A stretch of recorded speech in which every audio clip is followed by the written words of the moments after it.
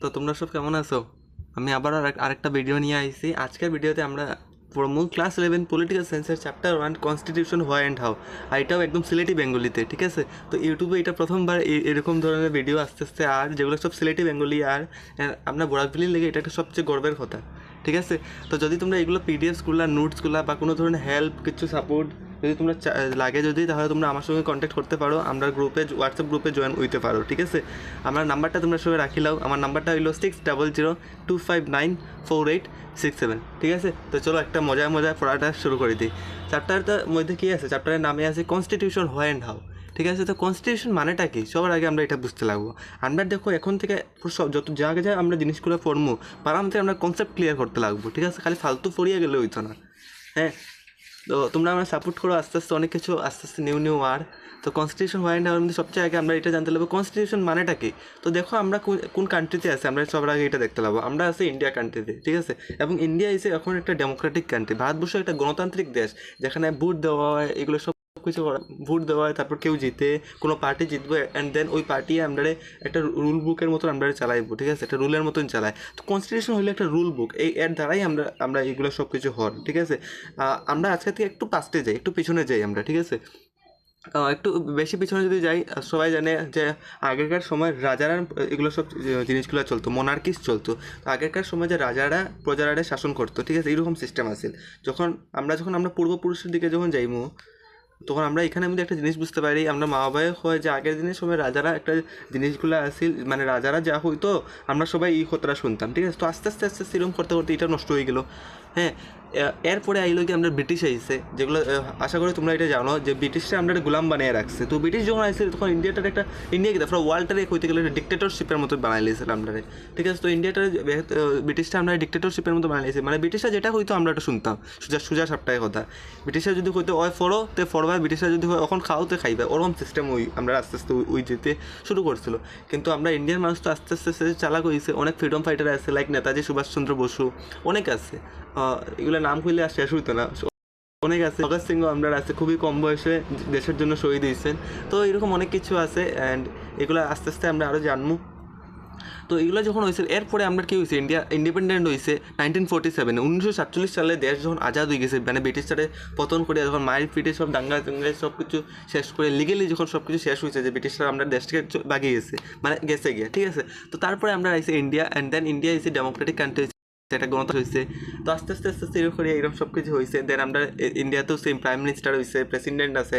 আশা করি এগুলো তোমরা একটু বুঝতে, স্টেট আছে, ডিস্ট্রিক্ট আছে, ঠিক আছে? একটা কান্ট্রি আছে যার নাম হলো আমরা ইন্ডিয়া, যেটা আমি বারবার এখন থেকে কইরাম, ঠিক আছে?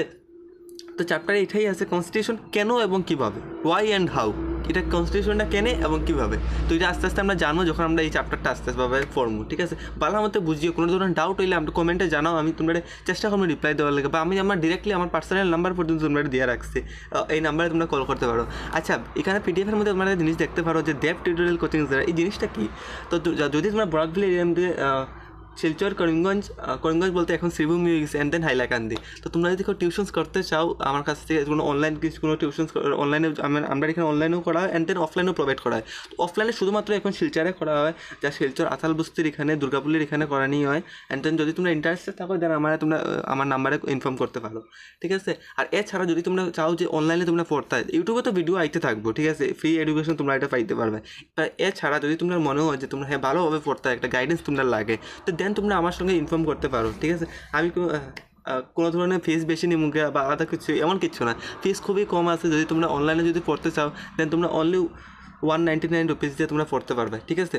অ্যাকচুয়ালি 199-এর মধ্যে তোমার মেইন ফিসটা হলো 99 রুপিস তোমরা ফিস, বাকি 100 কেনে নেওয়ার, এটা এর মধ্যে আমরা একটা প্ল্যাটফর্ম ফিস আছে, তো ওইটা লেগে এটা একটু অ্যাডজাস্ট হয়ে গেছে, ঠিক আছে? তার জন্য। অ্যান্ড দেন অনলাইনে তোমরা অনেক কিছু ভালোভাবে পড়া নিয়ে, তোমরা বুঝতেই না যেটা অনলাইনে পড়া নিয়ে, অফলাইনে পড়িয়ে মানে লাগবে যে অফলাইনে পড়বে, ঠিক আছে? খুব ভালোভাবে মানে মজায় পড়াশোনা করবো। হ্যাঁ, অ্যান্ড দেন 2026 যারা এক্সাম দেয়, খুবই ভালো হতো এক্সাম দেয়। ওই ভিডিওটা চাইলে তোমরা দেখতেও পারো, কোনো খারাপ বিষয় না। অ্যান্ড দেন যারা 2027-এ যারা নেক্সট এক্সাম দিতে চান, তারাও এই ভিডিওটা দেখতে পারবো, ঠিক আছে? আমি এটা নিউ সেশনের লিখে আস্তে আস্তে করে স্টার্ট করলাম। অ্যান্ড দেন সবচেয়ে মজার কথা হলো সিলেটি ভাষায় আমরা স্টার্ট করলাম, ঠিক আছে? তো ভিডিওটা শেয়ার করো, যত বেশি তোমরা সাপোর্ট থাকবে, অ্যান্ড দেন তখনই আমরা একটু এগিয়ে যেতে পারবো, ঠিক আছে? তো চলো আমি এখন স্টার্ট করি নেক্সট। নেক্সট দেখো দেব টিউটোরিয়াল কোচিং সেন্টার বিষয়ে একটু জানিলেই সেম কথাই want this presentation PPT if you want this complete PPT for your study feel free to contact me on WhatsApp number আমি দিয়ে রাখছি। যদি তোমরা এগুলো পিডিএফ পিপিটিগুলো যদি তোমরা লাগে দেন তোমরা নিতে পারো, আমার নাম্বার কন্ট্যাক্ট করিও 6002594867 এই নাম্বারে কন্ট্যাক্ট করিও। I will share the PPT with you, আমি এই পিপিটা তোমরা শেয়ার করে দেবো, ঠিক আছে। অ্যান্ড দেন গ্রুপও তোমরা জয়েন নিতে পারো। সবার প্রথমে আমরা ইন্ট্রোডাকশন বিষয়ে জানবো, কনস্টিটিউশনের ইন্ট্রোডাকশন বিষয়ে জানবো। What if there were no rules in a country, কী হইব যদি একটা দেশের মধ্যে কোনো ধরনের রুলস থাকতো না? চেওস অ্যান্ড কনফিউশন, ঠিক আছে। এই কোয়েশ্চেনটা একটু চেওস আছে অ্যান্ড দেন একটু কনফিউশন আছে, একটু বেজালিও আছে আর একটু ভাবতেও লাগবো, কনফিউশন আছে। কনস্টিটিউশন ব্রিংস অর্ডার, তো কনস্টিটিউশন কী করে? এটা একটা অর্ডার আমরা ব্রিংস করে, ঠিক আছে। কনস্টিটিউশনে আমরা এটা ব্রিংস অর্ডার একটা করে। এই কনস্টিটিউশন কেন আছে? যাতে দেশের মন্ত্রীরা কোনো ধরনের ইললিগাল কাজ যাতে করতে পারে না, ঠিক আছে। এখন দেশের মন্ত্রীরাও যদি আমরা লোক যদি ব্রিটিশের মতন যদি আবর্তন যদি শুরু যদি করে দেয়, তারাও যদি সেম প্রবর্তন যদি শুরু করে দেয়, আমরা যদি গোলাম বাইরে রেখে দেয়, এটা উঠবো নি কোনো। এটা যাতে না হয় তার জন্য কনস্টিটিউশনটা বনছে, ঠিক আছে। এবং আরেকটা বিষয় আমি কইতে পারো, আরেকটা কইতে যেটা আমরা একটা কাস্ট সিস্টেম দেখবো, ডিসক্রিমিনেশন একটা জিনিস আছে। জেনারেল আছে, এসসি আছে, এসটিস আছে, ঠিক আছে। এসসি মানে হলো শিডিউল কাস্ট অ্যান্ড এসটি মানে হলো শিডিউল ট্রাইবস, ঠিক আছে। এর মধ্যে কী আছে? যারা জেনারেল আছে তারা কিন্তু খুব বেশি ইজ্জত দেওয়া হইতো আগেরকার সময়, আর যারা এসসি যারা আছে শিডিউল কাস্ট তাদের ইজ্জতটা একটু কম দেওয়া হইতো। আমি একটু ভালোভাবে তোমরা বুঝাতে চাই, এটা তো একটু বাংলাটাকে মন দিয়ে শুনিও, ফোকাস করো, ঠিক আছে। তো এই যে এগুলো যখন হইতো, এসসি শিডিউল কাস্ট যারা আছে এর মধ্যে একজন আসলে আমরা ডক্টর বি.আর. আম্বেদকর, তোমরা তাইনের নাম কেন কইলাম? এই যে কনস্টিটিউশনটা যে বনছে এটা একটা কমিটির মাধ্যমে বনছে। কমিটিটার নাম হলো ড্রাফটিং কমিটি। দেখবা তোমরা আমরা পাড়ার মধ্যে দুর্গাপূজা যখন হয় একটা কমিটি একটা বয়, কিন্তু কমিটির মধ্যে সবাই আলোচনা করে দুর্গাপূজার মধ্যে মূর্তি কত টাকা আনা হইতো বা কোনটা কোন জিনিস কী রূপে আনা হইতো, সবাই চান্দা কোন জায়গা থেকে তুলতে হয়, কত টাকা তুলতে হয়, সব একটা আলাদা আলাদা রুল বুকের মধ্যে একটা সব কিছু বানানি হয়। এটাও সেম আমরা কনস্টিটিউশন, আমরা দেশটাও এরকমই চলে, একটা কনস্টিটিউশনটা রুল বুক আছে, এর হিসাবে আমরা সব কিছু চালাই যাই, ঠিক আছে। ফালতু ইলিগেলি আমরা কোনো টাকা খরচ করতাম না বা কাউকে আমরা শাসন করতাম না, এটা লেগে আমরা বঞ্চা হইলে কনস্টিটিউশন। তো খুবই গর্বের কথা যে আমরা দেশে কনস্টিটিউশন আছে, শুনিয়ে আরও শক্ত হবে। প্রত্যেকটা দেশে কনস্টিটিউশন তো আছে, বাট এছাড়া আমাদের কনস্টিটিউশনটা কিন্তু ওয়ার্ল্ড ফেমাস, ওয়ার্ল্ডের সবচেয়ে ভাস্ট কনস্টিটিউশন। এটার মধ্যে সব কিছু ডিটেইল এক্সপ্লেনেশন আছে আমাদের কনস্টিটিউশনে, যেটা আসতে ওয়ার্ল্ডের মধ্যে যতগুলো কান্ট্রি আছে তার মধ্যে এটা নাই। তো এটা আমরা ইন্ডিয়ান্সের লেগে একটা সবচেয়ে বড় প্রাউড ফিলের কথা, ঠিক আছে। অ্যান্ড নেক্সট চলো আমরা দেখি হোয়াই।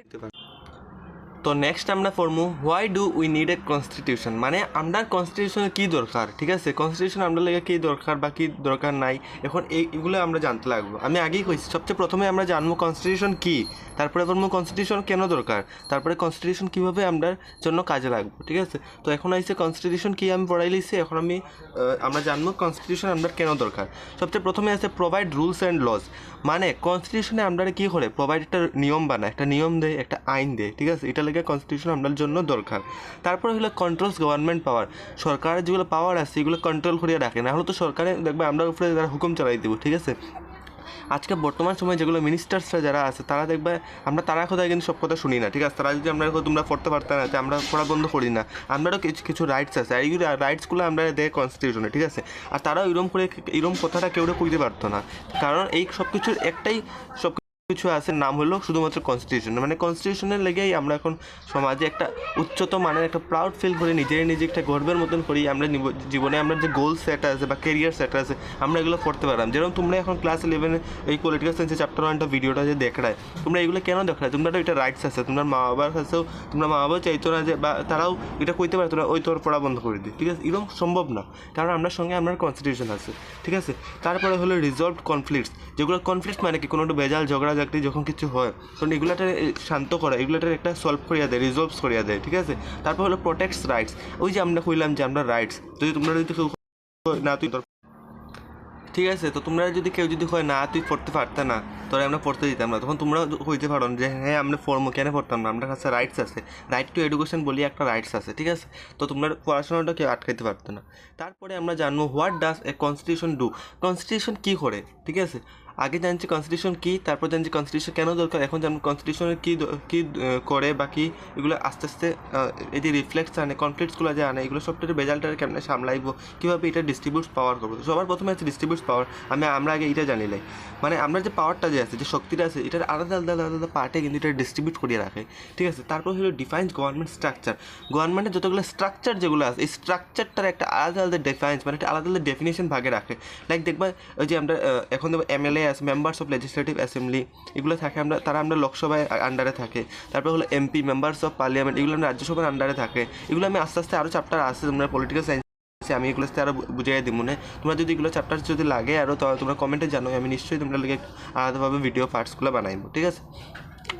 তারপরে হলো প্রোটেক্ট সিটিজেন রাইটস। এই একটু আগে আমি হয়েছে, আমরা যেগুলো রাইটস যেগুলো আছে, রাইট টু এডুকেশন, আমরা যে পড়াশোনার যেগুলো রাইটস আছে, লাইক আমিও যে এই ভিডিওটা যে বানাইলাম, এটাও আমার রাইটস, আমার কেউ আটকাতে পারতো না, ঠিক আছে। কোনো নেতা মন্ত্রী আমার আটকাতে পারতো না, বিকজ অফ এটা আমার রাইটস, ঠিক আছে।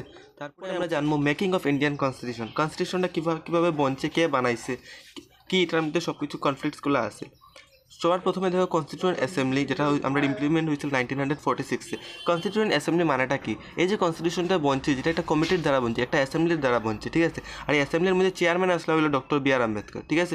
এখন দেখো কনস্টিটিউশনে যে অ্যাডপ্টেড করা হয়েছিল 26 নভেম্বর 1949, এটা তোমার MCQতে খুব বেশি হয়, এটা মার্ক করে রাখিও। অ্যাডপ্টেড হয়েছিল 26 নভেম্বর 1949 অ্যান্ড এটা ইমপ্লিমেন্ট করা হয়েছিল 26 জানুয়ারি 1950-তে, ঠিক আছে।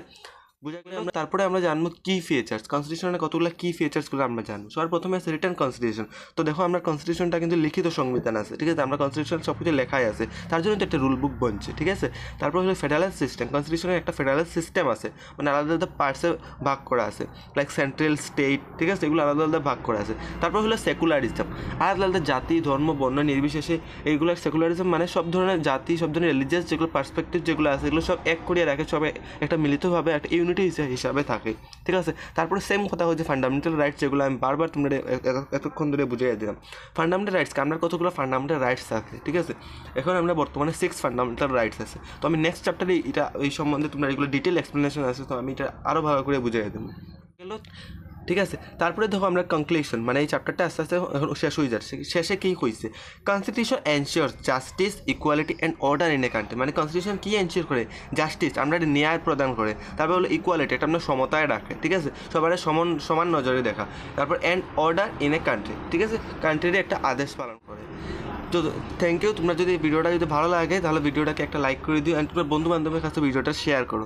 তোমরা যত বেশি আমার সাপোর্ট দেখাবে, আমার ততই ভিডিও বানাইতে আমিও নিজে মোটিভেট হইব, ঠিক আছে। আর চ্যানেলটাকে সাবস্ক্রাইব করে রাখো, যত আগামীতে যতগুলো ভিডিও চাইবো সব সিলেটি ভাষায়, তোমরা যাতে হেল্প হয়। আমি বেসিক্যালি একটা বরাকবিলি পার্সপেক্টিভ তোমরা যাতে হেল্প হয়। আর এছাড়া আমার হিন্দি একটা চ্যানেল আছে, দেব টিউটোরিয়াল কোচিং সেন্টার, তোমরা ইউটিউবে যদি সার্চ করো তোমরা পাইলেই না, এটা আমার হিন্দি চ্যানেল আছে। যদি তোমরা হিন্দি এক্সপ্লেনেশন লাগে তাহলে তোমরা ওই চ্যানেলে গিয়েও দেখতে পারো, অসুবিধা নেই। কিন্তু আমি সিলেটে বানাইলাম যাতে বরাকভ্যালির আমরা সবার লাগে যাতে হেল্প হয়। আমরা যত বেশি নিজের ভাষা, নিজের মাদার টাঙ্গে যখন আমরা কোনো কিছু পড়াশোনাটা যখন করি, আস্তে আস্তে যখন আমরা নিজের লাইফে যখন ইমপ্লিমেন্ট করি, তখন দেখবে আমরা পড়াশোনা শিখতেও কিন্তু আমরা অনেক কিছু একটা হেল্প হয়। তোমরা এই চ্যাপ্টারটা পড়িয়ে তোমরা অনেক কিছু বুঝতেও পারবে, বিকজ এটা একটা তোমরা নিজের মাদার টাঙ্গে আছে, ঠিক আছে, নিজের মাতৃভাষায় আছে।